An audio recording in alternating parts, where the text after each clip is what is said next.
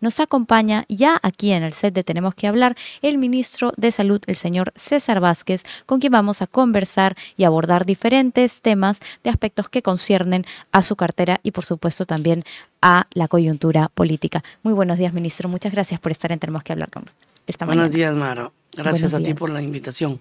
Ministro, comencemos conversando del dengue, que es algo que nos preocupa a muchos, no solamente está en provincia, está también en Lima. Hay un tema con las vacunas que se esperaba comprar. ¿Cuál es la situación de estas vacunas? Sí, en principio es el dengue que no es un enemigo sanitario desconocido para nosotros, pero que normalmente nos afectaba solo algunas épocas del año, ¿no? Habían regiones que en las épocas de calor intenso, enero, febrero, marzo, máximo abril, se producían algunas epidemias.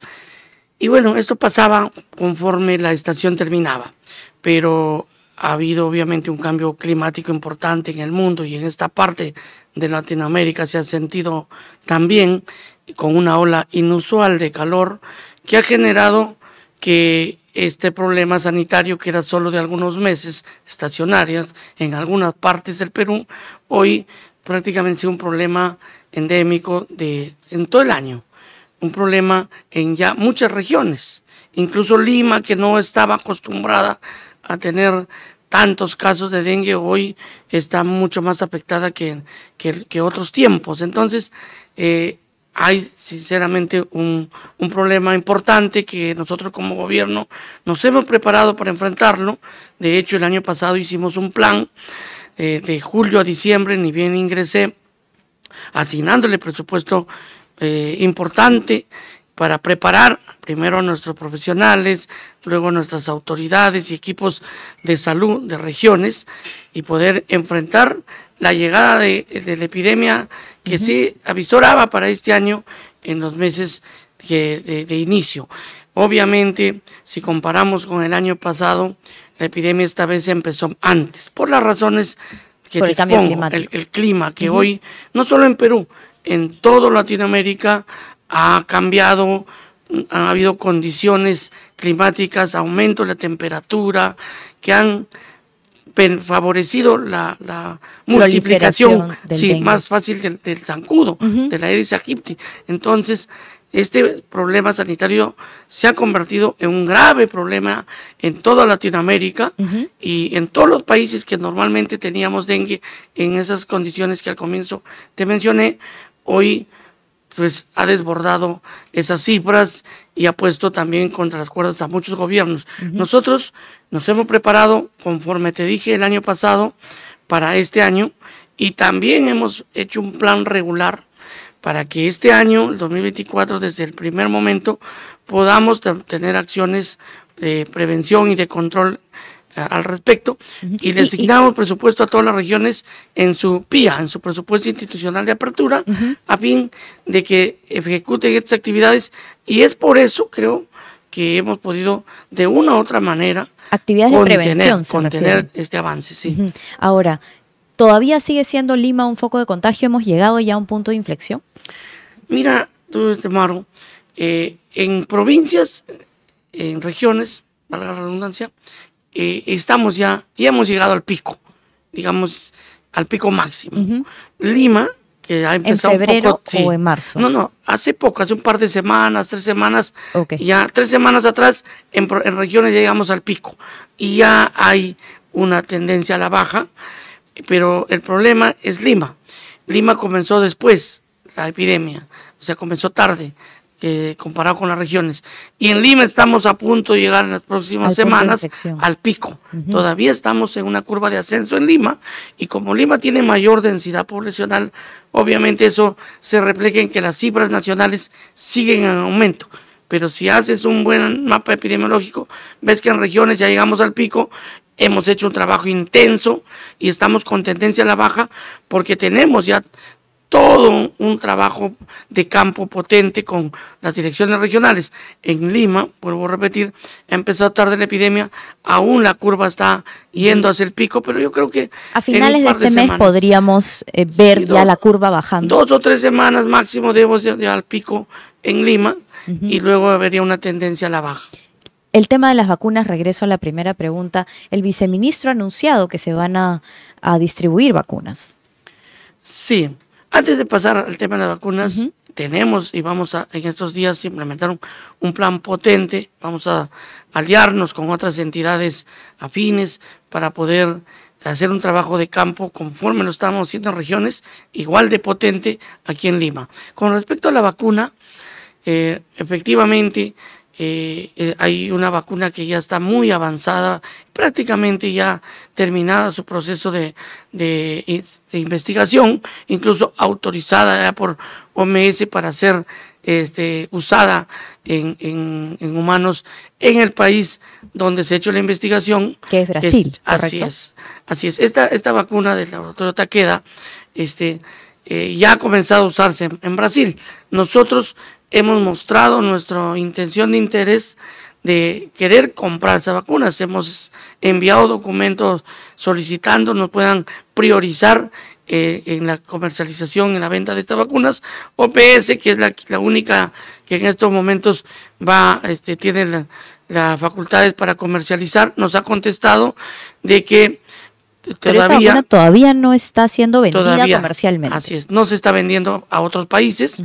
Que incluso hace poco, mira, el 15 de marzo me llegó una comunicación, Maro, de OMS, que te lo voy a dejar, donde textualmente nos dice OPS que la vacuna, no se espera que esta vacuna de Takeda contra el dengue tenga un impacto importante en el comportamiento de esta enfermedad a corto y a mediano plazo. O sea, en esta epidemia no va a ser muy útil, por no decirlo de otra manera. Estamos hablando de una solución para una siguiente Para epidemia. La siguiente. Entonces, además indica en este informe de que se están haciendo pilotos todavía, que no se va a usar así al libre albedrío a toda la población, que se tiene que mapear bien la población a usar, en quienes se puede aplicar, y que además nos recuerda que la principal herramienta de prevención y control de dengue siguen siendo las estrategias que nosotros usamos, el control larvario, el control vectorial, la eliminación de residuos. Mosquito, ¿no? Así es, el control vectorial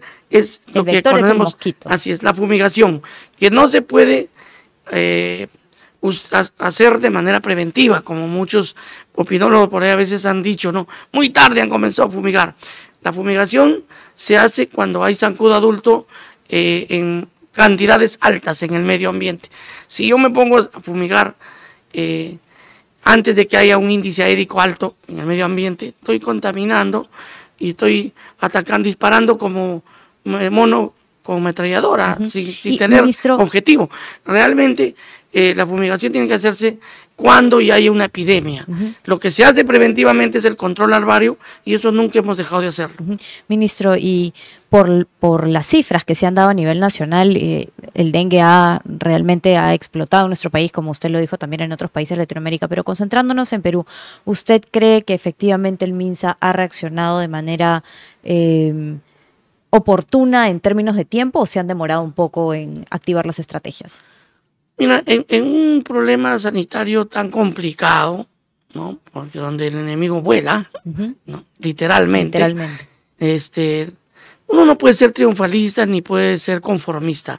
Uno siempre busca lo ideal, y lo ideal sería tener 0 muertes, 0 complicaciones, ¿no? Pero ese es un mundo utópico. Lo real es que nosotros hemos hecho medidas de contención de acuerdo a las normas, estrategias internacionalmente aprobadas. Hemos logrado contener, porque yo creo que si no hubiésemos tomado las medidas que te menciono, ¿cómo estaríamos? Terriblemente peor. Si no se hubiera hecho nada, así es. Claramente. Entonces, hemos hecho medidas importantes. Nunca es suficiente todos los esfuerzos que uno puede hacer, menos en estas luchas donde no todo depende de la intervención del Estado, donde no todo depende de la autoridad. Nosotros podemos tener un plan perfecto, una estructura de defensa, de prevención excelente, pero si no colabora la población en esta lucha, es difícil tener los mejores resultados que uno quisiera.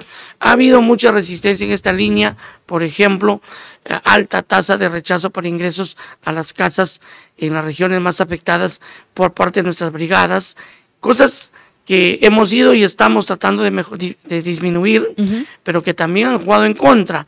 Nunca hemos pretendido trasladarle la responsabilidad a la población, pero siempre es importante en luchas como estas que la población se sume, y quizás eso hubiese ayudado mejor, pero al margen de eso, tengo que decirles que estamos por lo menos con algunos resultados comparados con otros países que nos hacen ver que no hemos hecho tan malas cosas, ¿no? No hemos hecho, que hemos trabajado preventivamente. Mira, perdón, ministro, usted ha mencionado hace tan solo algunos días que tenemos 90.000 casos de dengue. No, sí, claro, y ahorita ya tenemos 102.693. Y fallecidos, lamentablemente, confirmados, 126. La cifra ha aumentado, y básicamente porque hay un aumento en Lima, que tiene mayor densidad poblacional. Eso obviamente a nosotros nos preocupa y nos hace redoblar esfuerzos. De hecho, lo estamos haciendo. Esta semana estamos transfiriendo más recursos a regiones. En Lima estamos intensificando el trabajo. Pero si comparamos, porque es bueno siempre compararse con otros escenarios, en la mayor parte de países, como aquí también, ya lo dijimos, la epidemia ha empezado antes, casi 2 meses antes que lo que empezó el año pasado. Entonces, nosotros estamos en estos momentos, comparado con las cifras totales del año pasado, en un 39%. O sea, tenemos 102.000 casos confirmados. El año pasado, en todo el año, tuvimos 256.900. Bueno, también estamos en el primer trimestre, claro, efectivamente. Esta es una buena comparación y una buena aclaración. No, pero a lo que quería llegar, en otros países, hace rato, hace más de un mes, que las cifras a estas alturas en el primer trimestre ya sobrepasaron las cifras totales del año pasado. O sea, solo para tener una idea, no queremos ser países como, por ejemplo, países como Ecuador, Colombia, Brasil, Argentina, Paraguay, sus cifras de este primer trimestre de casos confirmados ya pasaron largamente a las cifras totales de los 12 meses del 2023. Entonces, nosotros estamos ni a la mitad, casi al 40%. Claro que siempre podemos estar mejor, y a eso apuntamos, pero en fallecidos, el año pasado se perdieron en total 444 vidas, hoy estamos en 126, seguimos esforzándonos para que esta cifra no avance. Esto es una cosa de todo el año, o sea, específicamente sabemos que es en verano, sobre todo el primer trimestre del año, pero durante el año, ¿qué otros meses son de pico de dengue? Normalmente, como te decía, el aumento de la temperatura es mucho más fuerte en el primer trimestre, máximo hasta abril, ¿no? Este año, obviamente, como el año pasado, parece que las temperaturas altas van a mantenerse, no va a haber, al parecer, como el año pasado, invierno fuerte, entonces eso hace de que el dengue va a estar con nosotros todo el año. Sin embargo, el primer trimestre es siempre el más fuerte, por eso que hacía la aclaración de que se adelantó este año la epidemia y no era prudente, como lo hacían algunos opinólogos, comparar el mes de estos momentos con el mes del año pasado. Obviamente, si lo hacíamos, las cifras eran mucho más altas para este año, pero al final se tiene que hacer una evaluación integral del tema. De todo el año. Entonces, el calor y la temperatura que existe en estos momentos y las condiciones climáticas no son exactamente las mismas a las que había el año pasado en esta fecha. Entonces, no está bien hacer esas comparaciones muy simplistas, hay que mirar de una manera más integral, pero siempre se puede hacer mejor las cosas, y a pesar que hemos tenido y tenemos planes, creo que todavía hay mucho que mejorar, y a eso apuntamos. Ministro Vázquez, pasando al tema de genéricos, que también en las últimas semanas y en los últimos meses ha dado que hablar, la lista de genéricos esenciales pasó de 40 a un poco más de 434. ¿Por qué se amplió tanto la lista? Mira, el decreto de urgencia, que mucho se reclamó, que por qué no se renovó tal como estaba de inmediato, con los estudios que nosotros habíamos hecho, en base básicamente a las supervisiones, a las fiscalizaciones, no había mejorado significativamente el acceso a genéricos de la población. Y era por 2 razones simples. ¿Por qué no funcionaba este decreto de urgencia? Primero, No funcionaba. No funcionaba, esa es la verdad y tengo que decirlo, cosa que no se ha dicho. No funcionaba el decreto de urgencia porque toda norma y toda cosa en la vida para ser evaluada tiene que ser medible. Si no se mide, no puedes decir si está bien o está mal. Y no se medía. No se podía medir porque no había un indicador objetivo, un trazador que a mí me pueda decir que un nivel de medición, ¿no? Entonces, de acceso a la gente a los genéricos. Así es. En cuanto al porcentaje me refiero. Como no había un porcentaje mínimo, entonces, ¿qué decía la norma anterior? Decía, obligamos a las farmacias a vender genéricos, pero no decía en qué porcentaje. Entonces, si yo soy una cadena grande de farmacias y vendo miles de medicamentos, con el tener un solo medicamento en mi stock, yo cumplía la ley. Estaba cumpliendo en vender genéricos, pero no había un trazador, un porcentaje mínimo que me ponga a mí, que me obligue a vender de mi stock, y entonces se burlaba fácilmente esta norma. Por otro lado, son 796, si no me recuerdo exactamente, los medicamentos esenciales, ¿no?, que son de alta rotación, que se usan para el 80% de enfermedades. De este total de enfermedades de medicamentos de alta rotación, solo el 5%, casi 40%, eran motivos de la ley de obligación. Entonces eran muy poco significativo que tú solo el 5% del total medicamentos de alta rotación estés obligado, y de ese 5%, aunque sea una pastilla que puedas tener. Entonces no había un impacto, no mejoraba el acceso de medicamentos Pero esa genéricos. norma se prorroga. Claro. ¿En qué circunstancias sale esa norma?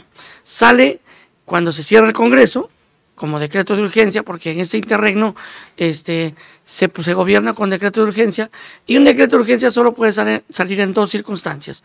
En una, que ya la acabo de mencionar, interregno, al cerrar el Congreso, interregno parlamentario, y dos, cuando estamos ante una emergencia sanitaria. La primera vez, y que lo vendieron con bombos y platillos esta norma, se dio al cierre del Congreso. Lo extendieron luego durante la pandemia. Ahí también calzaba la condición porque estábamos en emergencia sanitaria. Y dijeron que se extendía hasta 9 meses de terminar la pandemia. Eso se cumplió fines de febrero. Tocaba renovar, pero como le vuelvo a repetir, bajo esas condiciones que estaba la norma, no había un impacto real en mejoramiento del acceso de genérica. Nosotros decidimos mejorar la norma. Y la mejora definitiva es una ley, porque un decreto de urgencia tiene tiempo de vida limitado. ¿Y lo van a presentar al Congreso? Porque eso estaba pendiente. Sí, nosotros ya lo hemos presentado, eso está evaluándose en PCM, sigue su curso en el Ejecutivo. Sí, sigue su curso en el Ejecutivo, en los próximos días seguro ya pasará al Congreso, pero en el Congreso también hay varias normas en esta línea que ojalá puedan seguir avanzando el debate. ¿Y tenemos tiempo hasta julio para que pueda aprobarse una ley que garantice ya esto de manera permanente, porque el decreto de urgencia es temporal. ¿Y las reglas de juego son las mismas para el que tiene y que rige hoy el decreto de urgencia? Es decir, son poco más de 400 medicamentos. ¿Todo lo que está en el decreto de hoy se pone en la ley que ustedes van a presentar, o es algo, o hay algo diferente? No, esa es la misma propuesta. En el proyecto de ley proponemos el 30% del stock. Del stock general. Y damos una lista de 434, me parece, medicamentos. Sí. Lo que sí tengo que aclarar, Maro, porque hay confusión en este tema. Muchos piensan que esta lista significa que todas las farmacias tienen que tener los 434 medicamentos. Eso es falso. Esa es una mala interpretación de la norma, porque una farmacia chiquita no podría tener 434. Claro, es más, fue una de las críticas, porque las farmacias grandes, las cadenas grandes tienen la capacidad para tener. Por eso vale este momento, y te agradezco mucho esta oportunidad, Maro, que podamos aclarar este tema. La lista es referencial. Es solamente para tomarla como referencia en el cálculo del 30%. Estamos en una economía de libre mercado. Yo no puedo obligarle a una farmacia a decirle, vende estos medicamentos y ponerle una camisa de fuerza. Ellos pueden vender los medicamentos que quieran, farmacia chica, farmacia grande. Pero lo que sí les digo, que en los medicamentos que venden van a tener un grupo de medicamentos, vamos a decirlo acá, que está dentro de este listado y un grupo de medicamentos que seguramente están fuera del listado, ¿no es cierto? Y cuando nosotros hagamos la supervisión, para calcular el 30%, solamente vamos a tener en cuenta ese grupo de medicamentos que ellos decidieron vender, pero que están dentro del listado de los 434. Los demás que ellos venden por su cuenta y no están en el listado priorizado, no entran al cálculo del 30% del stock. Entonces, no hay esa interpretación que se está Ministro, dando. entonces, solo para recordar a la gente que nos está escuchando y nos está viendo, esta norma sigue en PCM y se presentará próximamente. Ustedes esperan que esta norma se apruebe. Yo entendí de lo que usted dijo, si estoy mal, corríjame, que esperan que en julio se apruebe en el Pleno del Congreso. Efectivamente, nosotros como Ejecutivo hemos planteado esa propuesta que es perfectamente viable, aplicable. Hay otras propuestas en el Congreso. De hecho, he podido ver una propuesta, por ejemplo, de la bancada de Fuerza Popular, pero con la diferencia en que ellos consideran que el 30% debe ser para las grandes cadenas y un porcentaje menor para las pequeñas. Yo me imagino que esto se va a debatir largamente. La propuesta del Ejecutivo está puesta y es el Congreso el que finalmente tiene que decidir y dar la solución definitiva a este problema.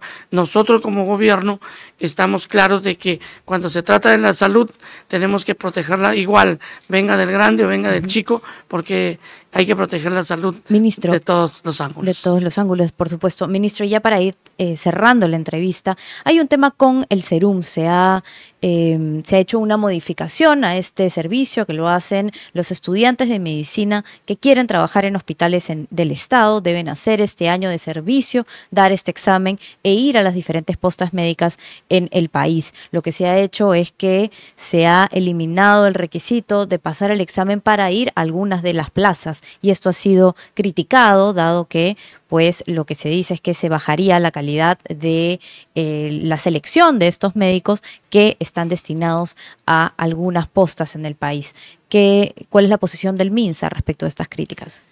Sí, parece simple el problema, pero no es tan simple. Salen miles de profesionales de la salud año a año de las universidades, se les toma un examen, el examen nacional de medicina. Muy reñido, que además. Es un examen de alto nivel de exigencia académica, no es tan simple. Y ese examen es básicamente referencial para la ubicación de las plazas, no solo para el internado, sino para el Serum. En mis tiempos, por ejemplo, el Serum se escogía al sorteo. O sea, todos los médicos que salíamos de la universidad, que habíamos sustentado nuestra tesis y luego obviamente luego de aprobarlas, luego teníamos que colegiarnos, salíamos al mercado laboral. Si queríamos contratar con el Estado teníamos que ir al Serum. ¿Cómo se escogían las plazas del Serum? Con sorteo. En mis tiempos era así y no por eso antes salían malos médicos. De un tiempo acá se decidió tomar un examen, pero el examen es para escoger el orden de mérito, es decir, los que sacan más alta nota puedan elegir las mejores plazas y ya no dejarlo a la suerte, como antes. Entonces, es así como sucede esto. Obviamente hay un grupo importante, que son miles de profesionales, que no han aprobado este examen. Entonces, la disyuntiva era, ¿cómo quedan estos profesionales que han terminado su carrera, que tienen un título profesional, que están habilitados para trabajar como médicos por parte del Colegio Profesional Médico, en caso de médicos? Y eso es importante, porque para poder darle el examen del Serum, el postulante sí necesita estar colegiado. Claro, ese examen se da antes del Serum, pero sirve para el internado y para el Serum. Entonces, pero en estos momentos, para postular al Serum, tienen que haber tenido título profesional y colegiatura, un registro en el colegio médico, si son médicos, colegio de enfermeras, obstetras. Cada colegio profesional los habilita, o sea, están habilitados para ejercer la profesión. ¿Qué va a suceder o qué sucedería si yo no les doy la oportunidad a estos profesionales de ir a hacer su Serum este año? Van a ir a ser subcontratados en las clínicas porque tienen la habilidad profesional para ejercerlo. Y están habilitados para ser médicos generales. Así es. Entonces, hay tanta necesidad en el Perú profundo. Yo recorro muchas regiones, Maro. He estado hace 2 días en la frontera con Ecuador, en el Datén de Marañón, en una comunidad originaria que se llama Alianza Cristiana, en Andoas. Y mira, la gente reclama a los serumistas, porque allí no llegan otros profesionales que no sean serumistas. Los serumistas, obligados por la ley, van a hacer patria en esas zonas lejanas. Y si por ese examen yo prefiero dejar fuera del serum a estos profesionales, esa gente se va a quedar sin atender. Entonces hemos hecho un balance, y esto no es de este año, esto ya se está haciendo hace 7 o 8 años, y nosotros hemos visto por conveniente reevaluar ese sistema de evaluación, ¿no? Y mejorar los sistemas de evaluación, buscando capacitar más al médico antes que buscarle de repente restringir en el ejercicio de Antes, funciones. cuando uno no pasaba ese examen, bueno, hasta hace poco, no podía elegir una plaza. Lo que va a pasar ahora es que si uno no pasa el examen, igual va a poder estar en el orden de mérito, pero hacia el final eligiendo las plazas que sobran, digamos, o que quedan, y que no han sido elegidas por los primeros puestos del examen. Teóricamente, el que no prueba no debería escoger las plazas. Pero como año a año se ha visto este problema, hace 7 años. Falta de médicos. Así es. Hace 7 años que se ha hecho estas excepciones que yo he sacado. O sea, esta excepción que mencionas no es primera vez que se hace, no es en mi gestión, ya se viene haciendo hace varios años, 7 u 8 años. Entonces, lo han hecho las excepciones precisamente por esto, en el balance de la necesidad de sus servicios, y que tienen también toda la acreditación para ejercerlo. Pero nosotros vamos a reevaluar este proceso de evaluación, y lo que vamos a buscar es una, más bien, forma de capacitarlos más a nuestros profesionales que salen, y no restringirlos con un resultado de un examen, ¿no? Entonces, no es que estamos sacrificando la calidad del profesional. Lo que ahora estamos haciendo tampoco es ir en contra de la meritocracia. Los que aprueban, los que han aprobado ese examen, los que tienen más alta nota, escogerán las plazas remuneradas, las mejores plazas, las más cercanas. Los que no han aprobado el examen escogerán las plazas que quedan, las plazas ad honorem, las plazas equivalentes que hay también, y ellos escogerán lo que queda de la distribución. No estamos yendo contra esa evaluación, contra la meritocracia, o desconociendo los resultados para poder beneficiar a alguien. Ministro, ya para terminar ahora sí la entrevista, algunas preguntas en tono más político, que siempre, bueno, hemos tenido días muy complicados en política. Primero, respecto al Ejecutivo, este último domingo el Comercio brindó los resultados de la última encuesta de Datum sobre la popularidad de la Presidenta de la República, y la pregunta directa es si hay alguna preocupación en el gabinete sobre los niveles de aprobación de la Presidenta. Y por otro lado, en el Congreso, esta última denuncia del señor Darwin Espinosa por utilizar recursos del Parlamento para inscribir un movimiento regional. ¿Qué opinión le merece, ministro? Lo primero, las crisis siempre son una oportunidad para quienes tenemos una mirada constructiva de la vida. Este gobierno no trabaja para las encuestas, lo hemos dicho siempre. Es más, las cosas que han generado mejoras en la calidad de vida, las cosas que tienen impacto en la búsqueda de desarrollo en un país, sobre todo al inicio, no siempre son populares. Estamos sentando las bases para un gran desarrollo en el país. Estamos tomando decisiones que muchas veces otros gobiernos no se han atrevido a hacerlo por el temor a las encuestitis. Mira, hoy acabamos ayer de lanzar la segunda columna de esa revolución de salud que queremos hacer nosotros. La primera gran columna es la mejora del primer nivel de atención, con el Plan 1000 y otros planes que se lanzaron el año pasado y ya están en buen camino, incluso en algunos casos ya en ejecución. Y ayer hemos lanzado la mejora de los hospitales centenarios, hospitales antiguos que ya su infraestructura no resiste más y que necesitan ser renovados y repotenciados. Estas son las cosas que nos preocupan a nosotros, y ese es el trabajo que direcciona nuestro esfuerzo día a día. Ayer, de hecho, en la presentación de estos hospitales, la presidenta fue abucheada, de hecho, por todo lo que está pasando con el tema de los Rolex. Usted ha dicho en otras oportunidades que se trata de un tema doméstico. ¿Se reafirma? ¿Cree que realmente es un tema doméstico? Solo quiero aclarar, ¿no? Ayer no había, son 3 personas que han estado gritando, sindicalistas, trabajadores que forman parte de un sindicato que han querido malograr un evento que es histórico para su establecimiento, para su país, venir a lanzar la construcción o la posibilidad de construir uno de los hospitales más grandes de Sudamérica con una inversión más de 2.000 millones, debería ser motivo de unión y de esfuerzo. Pero 3 sindicalistas mujeres quisieron, no es la gran masa, quisieron hacer show literalmente, gritando desde lejos. ¿Y no cree han usted sido que identificadas? Demuestra tal vez como, sí, pueden ser 3 personas, eso se entiende, pero la ciudadanía, lo que se percibe, se siente, es una falta de claridad. Sí. Por Yo me parte del refiero a lo de Ejecutivo. ayer, ¿no? Básicamente. Y es más, después de 3 personas me han seguido a mí para poder decirme que el establecimiento está mal, que no había medicamentos. Y yo les digo, a ver, vamos a farmacia y demuéstrenos si no hay medicamentos. Y entonces vinieron pacientes y les discreparon en su cara a otros trabajadores que atendían mal, que eran personal que no tenía buen trato.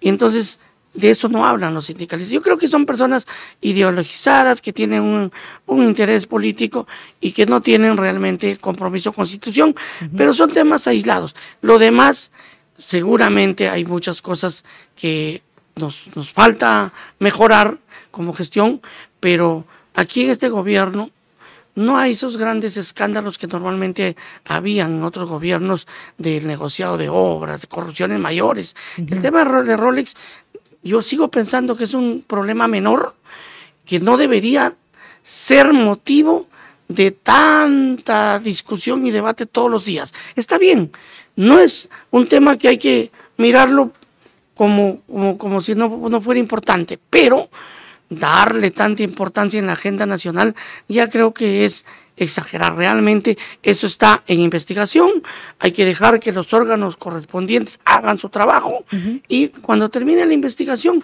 pronunciarnos. Por ahora debatamos esto de los medicamentos genéricos, que mucha gente piensa que es una mala decisión, pero que ningún otro gobierno se ha atrevido a hacerlo para beneficiar a la población, enfrentándonos incluso seguramente a muchos intereses, obviamente, de la industria farmacéutica, de la cadena de farmacias, que hoy me van a hacer un plantón frente al MINSA, según han anunciado.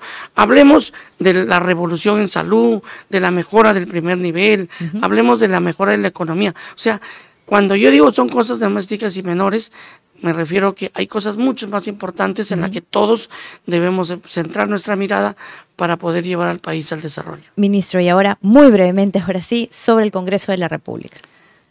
Realmente siempre trato de respetar los foros y los procedimientos y los casos que suceden allí deben ser vistos por ellos.